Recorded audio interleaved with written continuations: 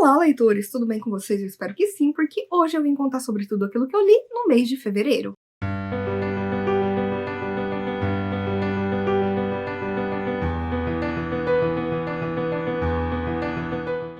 Gente, fevereiro foi um mês com leituras ok, algumas nem tanto, outras muito mais, e vou contar tudo pra vocês. Então, vamos lá!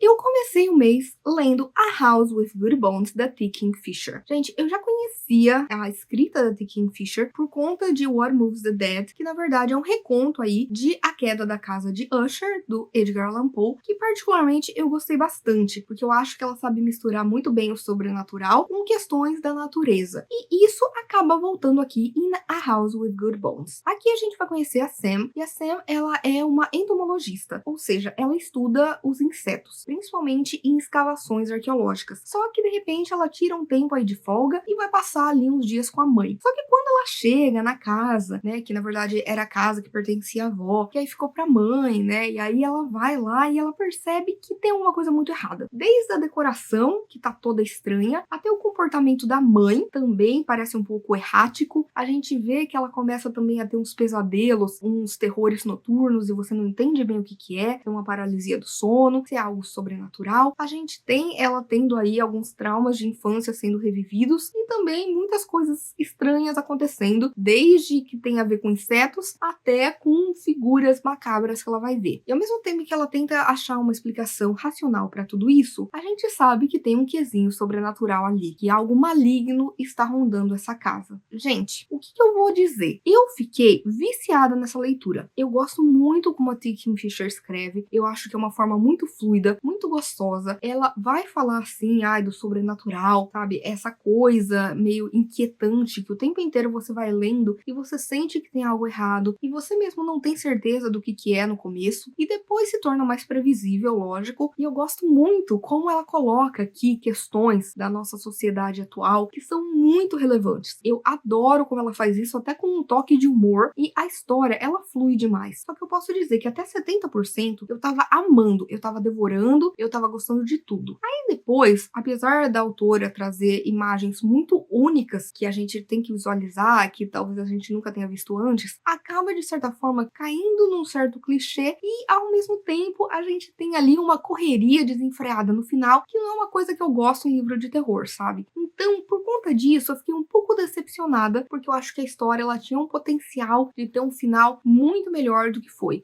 Então, eu acabei dando pra ele 3,5 estrelas, mas eu gostei bastante de A House with Good Bones, quero ler mais coisas da T. Kingfisher. Depois, eu li Aventura em Bagdá, da Agatha Christie. Gente, Aventura em Bagdá vai ser uma história que não tem nenhum dos detetives conhecidos da Agatha e que vai se passar em Bagdá. Por quê? Porque tá para acontecer um grande encontro lá de vários líderes mundiais e, de repente, um agente britânico, ele acaba descobrindo algo muito importante, muito relevante sobre uma sociedade secreta e completamente fascista, e ele decide ir até lá para denunciar sobre isso, e ao mesmo tempo tem uma mulher que ela viu muitas coisas horríveis acontecendo, também tendo a ver com esse grupo, e ela também está indo para lá para dar o seu testemunho. Só que muita coisa vai acontecer. E de repente a gente tem aqui uma protagonista, a Victoria Jones, que ela é da Inglaterra e ela se apaixonou muito por um rapaz que ela conheceu um dia, o Edward, e ela decide que ela vai até Bagdá, onde ele trabalha, para poder reencontrá-lo. E ela vai, no meio de todo esse caos. Só que aí, logicamente, ela vai se ver envolvida no meio de tudo isso quando um assassinato ocorre. O que eu posso dizer desse livro? Livros da Agatha que se passam em outros países, a não ser a Inglaterra, são gostosos de ler, porque a gente tem um outro panorama, mas também junto vem uma certa xenofobia, que é complicado, né? É complicado, Agatha. Ela escrevia muito sobre outros lugares porque o seu segundo marido, ele era um arqueólogo e ela sempre participava das escavações. Então ela estava sempre viajando com ele. Gente, essa história, na verdade, ela demorou para me pegar. Eu sinto que às vezes isso acontece com livros da Agatha que vão além do que ela costuma escrever como típico, né? Ah, é aquele mistério de um casarão com várias pessoas e uma pessoa morre, todo mundo é suspeito e tal. E aqui não, né? A gente tem essa mulher assim caindo de paraquedas no meio de toda essa confusão. Só que isso acaba às vezes levando um tempo para eu me adaptar a esse tipo de história, sabe, dela, porque não é muito o que ela costuma escrever. Só que, gente, eu posso dizer que eu não me importei tanto com essa história assim. Eu gostei muito da protagonista, eu gostei de algumas reviravoltas que a gente vai ter, porque ela é uma personagem que ela é divertida, ela mente, sabe? Ela faz o que tiver que fazer pra alcançar o seu objetivo, só que ao mesmo tempo tem umas coisas aqui que são bem óbvias. Tem aqui uma grande revelação que eu juro que eu acho que desde ali dos 40% já tava óbvio, já tava óbvio. Então assim, achei interessante a proposta, não foi meu livro favorito da Agatha. Eu acabei dando pra Aventura em Bagdá 3 estrelas, porque, eu queria mais. Eu queria mais, eu queria que a história se desenvolvesse pra uma outra coisa, talvez, sabe? Que ficasse tudo um pouco mais claro, que ao mesmo tempo outras coisas não fossem tão, assim, óbvias. Não é meu favorito, mas tá lido. Depois, eu li o volume 3 e o volume 4 de Fullmetal Alchemist. Gente, eu estou lendo Fullmetal Alchemist para o projeto Um Ano, o mangá deste ano de 2024, né, que vocês escolheram lá no Instagram para que eu lesse. E, gente, tá sendo uma aventura para mim, tá? Vou falar isso, porque não é uma história que, me conquistou desde o princípio, como foi, por exemplo, com Attack on Titan, sabe? Que eu li o primeiro volume e eu já queria saber tudo que estava acontecendo, e a história foi tendo várias reviravoltas e tal. E aqui não. Aqui eu sinto que a história ainda não me pegou por completo. Mas a gente vai ter a história de dois jovens irmãos, o Edward e o Alphonse Eric, que eles são alquimistas. Só que quando eles eram ainda mais jovens, eles tentaram fazer ali um feitiço, um ritual para trazer a mãe deles de volta à vida. E isso deu muito errado, porque a alquimia não funciona assim, né? E aí, nisso, acaba tendo ali um grande conflito, porque o Edward, ele perde uma perna, o seu irmão acaba morrendo, ele dá o seu braço em troca de conseguir colocar a alma do seu irmão em uma armadura autômata, e depois disso eles querem muito encontrar a pedra filosofal que seria capaz de pelo menos, né, trazer os seus corpos de volta. E aí, para isso, eles acabam ingressando no exército, onde eles são alquimistas nacionais, porque isso vai facilitar, né, a busca deles, mas também no meio do caminho eles vão acabar encontrando vários alquimistas que de certa forma precisam ser punidos, precisam ser encontrados, porque eles não utilizam a magia da forma correta. E, gente, eu achei interessante esses dois volumes, tá? Porque eu acho que eles entram mais em questões dos personagens, da gente saber um pouco mais da história deles, de quem eles são. Eu acho interessante que os protagonistas, né, o Edward e o Alphonse, eles, na verdade, são bem diferentes, mas eles se complementam, sabe? A gente vê que a força tá nessa união deles. A gente vê aqui eles fazendo uma grande descoberta, e essa descoberta vai ser assim um balde de água fria, mas ao mesmo tempo vai trazer muitas outras batalhas, muitos conflitos, muitas coisas que a gente nem imagina, sem contar o fato de que a gente tem ali muitos vilões, muitas pessoas que são obstáculos ali nas suas vidas, nas suas buscas e nos seus objetivos. E, gente, eu posso dizer que eu tô gostando do que a mangaka tá fazendo, eu gosto que ela traz uma história que é mais dramática, que é uma história que você sente ali o peso dela, ela é bem sanguinolenta, a autora não poupa a gente disso, mas ao mesmo tempo eu acho interessante que tem uma comicidade maravilhosa. Sério, eu me divirto bastante lendo. Eu acho que o terceiro volume, ele não foi assim, maravilhoso, incrível, e eu dei pra ele 3 estrelas e meia. E aí o quarto volume, que inclusive, gente, me fez chorar, porque tinha um personagem que eu não tava confiando nele, eu não tava gostando dele, eu falei, tô desconfiada, e aí acontece algo com esse personagem que, assim, me quebrou muito, sabe? Então, eu sinto que, principalmente no quarto volume, a gente tem a introdução de certos personagens que são muito importantes pra trama e que eu gostei bastante de ver eles aqui. Pro quarto volume, eu acabei dando pra ele 4 estrelas, e agora veremos, né, o que me aguarda no futuro de Fullmetal Alchemist.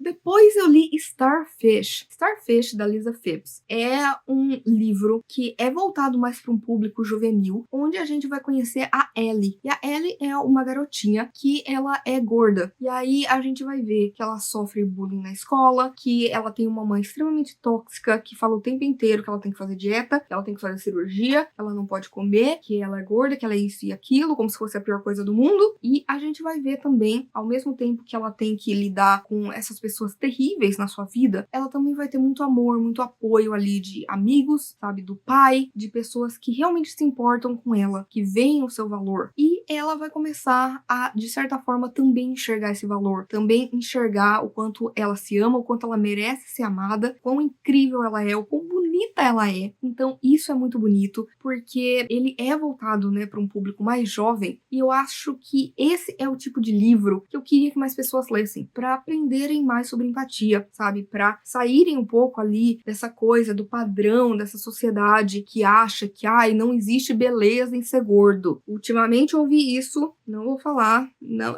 que aí eu já fico nervosa. Ouvi alguém falar que, ai, como se houvesse alguma beleza no corpo gordo. Existe, a beleza tá em tudo, gente, tá em tudo. E eu falo isso como uma pessoa que sofreu muito bullying, sabe, que passou a vida inteira ouvindo que, ai, que eu tinha um rosto muito bonito, mas, né, eu podia fazer uma dieta. Nossa, Thaisa, mas você, olha como você é linda, mas você ia ficar bonita mesmo se você perdesse peso, sabe? Eu ouvi de médico que, ai, porque eu ficaria bonita se eu perdesse peso, que eu não deveria perder peso por conta de saúde, mas pra ficar atraente pros homens. Eu já ouvi de psicólogo que, ai, porque você tem depressão e a sua depressão vai ser curada quando você emagrecer e os caras ficarem afim de você. Gente, para, o mundo está doente. A sociedade precisa entender de uma vez por todas que cada corpo é único e cada um tem a sua beleza própria. E a gente vê isso aqui na história da Ellie, sabe? Ela aprendendo a se amar, a amar cada gordurinha, a amar a sua barriga, amar as suas coxas. Isso é o mais importante, se amar. E é difícil a gente viver numa sociedade que o tempo inteiro tá reforçando pra gente que a gente precisa se odiar, que não é certo a gente se amar porque a gente não tem um corpo padrão. E a Ellie vai desafiar tudo isso. Foi um livro que mexeu muito comigo, eu achei ele muito bonito. Eu queria que o final dele talvez se estendesse um pouco mais, pra gente ver um pouco mais de desenvolvimento ali, de um determinado relacionamento, né, de uma dinâmica que eu queria ter visto mais, mas a gente vai ver muito esse crescimento e desenvolvimento da Ellie, principalmente em relação ao amor próprio, e eu achei isso muito bonito. Eu acho que todo mundo tinha que ler Starfish, dei pra ele 4 estrelas, achei belíssimo.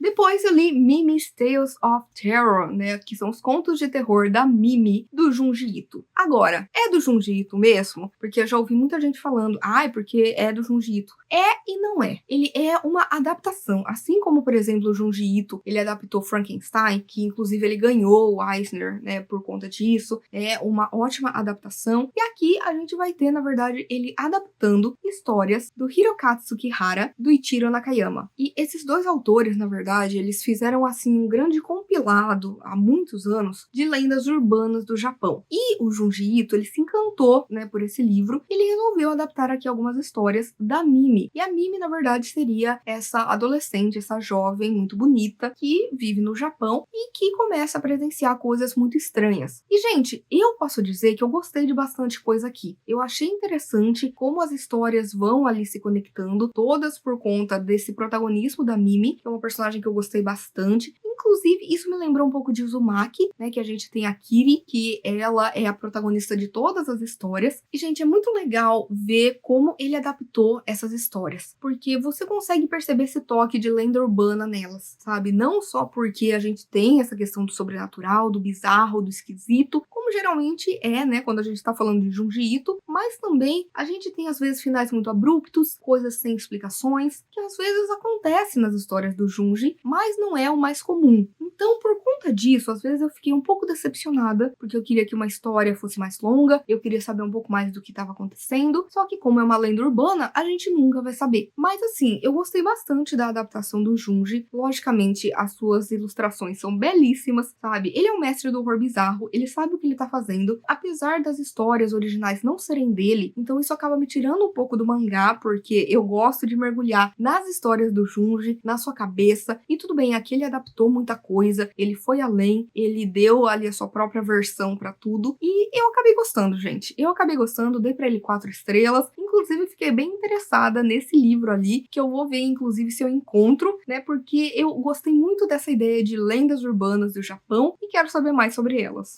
E a melhor leitura, gente, que eu fiz em fevereiro foi um livro nacional, ó, cumprindo aí minha promessa. Eu tinha como objetivo ler mais livros nacionais esse ano, já está acontecendo. Eu finalmente li o belíssimo, o doloroso, o visceral Olhos d'Água, da Conceição Evaristo. Gente, Olhos d'Água, ele é um livro que hoje em dia ele é pedido em vestibular, na minha época não era, só que ainda bem que hoje é, porque, meu Deus, que obra sensacional. Aqui a gente vai ter 15 contos que vão acabar focando bastante na questão da periferia, da negritude, de como é ser afro-brasileiro na sociedade, e a gente vai ver também aqui muitas questões da condição da miséria, da marginalização, do tráfico, das favelas, e principalmente a gente vai discutir aqui questões, né, do machismo, do racismo, do classismo, e também a gente vai ter um contraste muito interessante que vai permeando tudo, que é a questão da esperança e do pessimismo. E, gente, eu acho que tudo é tão bem equilibrado, porque a gente tem, assim, alguns contos que são mais poéticos, que são mais bonitos, outros que são mais crus, sabe? Que são mais viscerais. E todos eles, de alguma forma, vão impactar o leitor. Alguns mais, outros menos, já que a gente tá falando de uma coletânea. Mas, sério, que livro incrível! Eu acho que todo mundo tinha que ler. Primeiro porque aqui a gente tem algo que a própria Conceição Evaristo cunhou esse termo, que é escrevivência, que ela tá misturando ali muito da sua própria vivência com essas histórias. Então a gente vai ter aqui principalmente histórias de mulheres pretas, periféricas e a sua relação com o seu corpo, com abusos, com família, com religião, com saudade, com perda, com luto, com a esperança. E nos contos que a gente tem ali focados em personagens masculinos, a gente vai ver principalmente essa questão da marginalização e do tráfico. E sério, é uma obra poderosíssima, sabe? Teve diversos momentos que eu chorei, teve momentos que eu fiquei indignada, sabe? Que eu fiquei revoltada por conta das injustiças que acontecem com essas pessoas. E é muito importante pra gente ter esse tipo de leitura no nosso repertório, pra gente poder aprender mais sobre outras vivências, sobre outras perspectivas, sobre coisas que às vezes a gente não vive e a gente precisa saber pra gente ter mais consciência a respeito de tudo isso, de todas essas questões sociais. Eu achei muito interessante como a Conceição foi colocando ali em cada história os seus toques pessoais, como a gente vê ali que é a escrita de alguém que passou por muita coisa, e eu achei que a escrita em si é muito bonita. São contos curtos, mas que vão te impactar com tudo de uma só vez. É difícil você ler um livro desse e esquecer que você leu ele, porque ele vai continuar martelando na sua cabeça, e é bom que isso aconteça, sabe? É bom que acabe incomodando, é bom que acabe, sabe, nos trazendo feridas, porque isso faz com que a gente acorde e que a gente lute contra as injustiças do nosso sistema e da nossa sociedade. Então, particularmente, gente, eu amei, dei pra Olhos d'Água 4 estrelas e meia, e eu acho que todo mundo tinha que ler esse livro.